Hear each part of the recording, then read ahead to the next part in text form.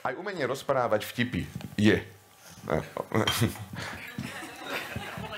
Umenie rozprávať vtipy je.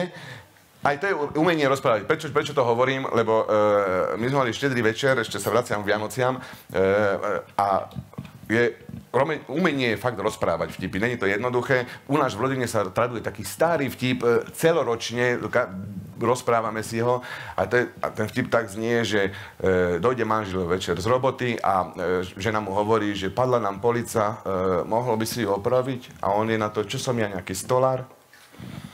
A na druhý deň zase sa vráti z roboty a je upchatý vodovod a žena mu hovorí, mohol by si opraviť ten vodovod? A on, čo som ja, nejaký inštalatér? Na tretí deň zapchatý hajzel a on zase dojde, mohol by si opraviť? Čo som ja, krtko? Na štvrtý deň sa vráti, všetko opravené. Čo sa stalo? No bol tu sused Ďuso a všetko opravil a povedal mi, že môžem zaplatiť sexom alebo spevom. A čo si mu spievala?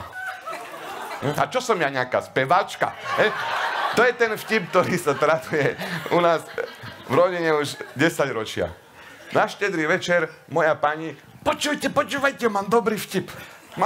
Počúvajte. Žena sa vyspala so susedom. Vieš to, Mišo, ty to dopovedz, ty lepšie hovoríš vtipy.